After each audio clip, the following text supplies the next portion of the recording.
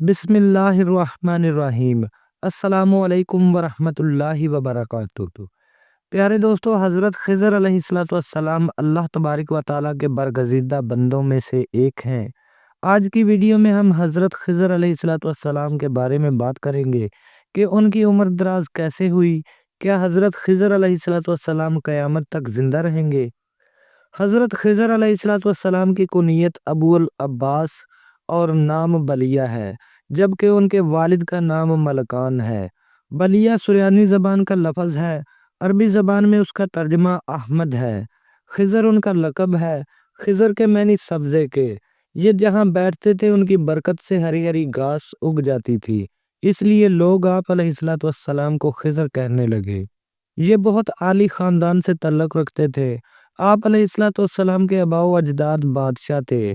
حضرت خضر علیہ السلام حضرت ذوالقرنین کے خالہ زاد بھائی تھے۔ حضرت خضر علیہ السلام حضرت ذوالقرنین کے وزیر اور علم بردار بھی رہے۔ یہ حضرت سام بن نوح کی اولاد میں سے ہیں۔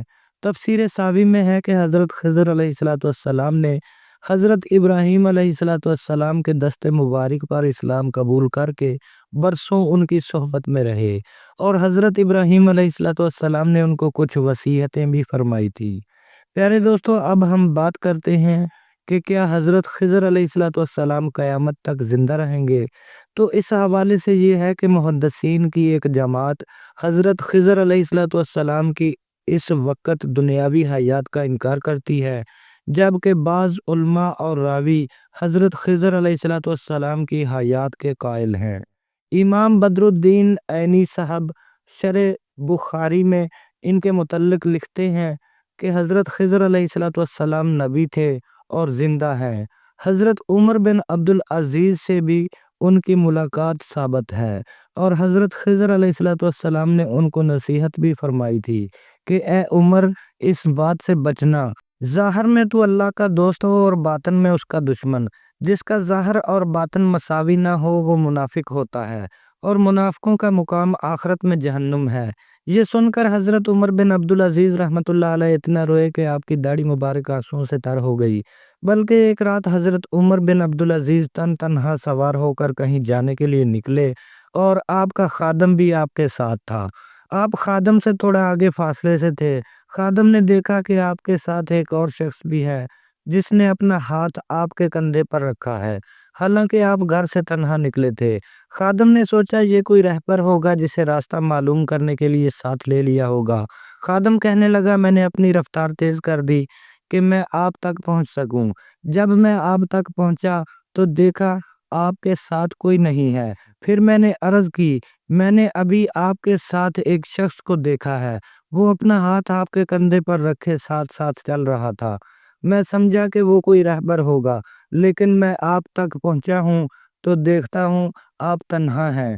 آپ رحمۃ اللہ علیہ نے فرمایا، کیا واقعی ہی تم نے انہیں دیکھا ہے؟ عرض کی، جی ہاں۔ فرمایا، میرا گمان ہے کہ تم ایک نیک آدمی ہو۔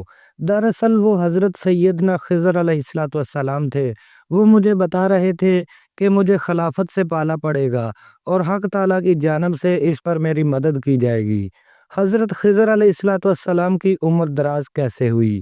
اس حوالے سے ایک روایت ہے کہ حضرت خضر علیہ السلام نے چشمہ حیات سے غسل فرمایا اور اس کا پانی بھی پیا، بلکہ تفسیر خزائل عرفان میں نقل ہے کہ حضرت ذوالقرنین نے پرانی کتابوں میں پڑھا تھا کہ حضرت سام بن نوح کی اولاد میں سے جو شخص چشمہ حیات سے پانی پی لے گا تو اس کو موت نہ آئے گی۔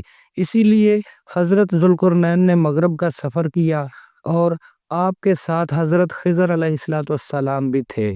حضرت خضر علیہ السلام نے چشمہ حیات کا پانی پی لیا، لیکن حضرت ذوالقرنین کے مقدر میں نہیں تھا، وہ محروم رہے۔ علماء اکرام فرماتے ہیں کہ 4 نبی زندہ ہیں۔ یوں تو ہر نبی زندہ ہے، اللہ تبارک و تعالیٰ نے حرام کیا ہے زمین کو کہ وہ انبیاء علیہ السلام کے جسموں کو خراب کرے، تو اللہ کے نبی زندہ ہیں۔ ان 4 میں سے 2 آسمان پر ہیں اور 2 زمین پر۔ حضرت خضر علیہ السلام اور حضرت الیاس علیہ السلام زمین پر زندہ ہیں، اور ادریس و عیسیٰ علیہ السلام آسمان پر زندہ ہیں۔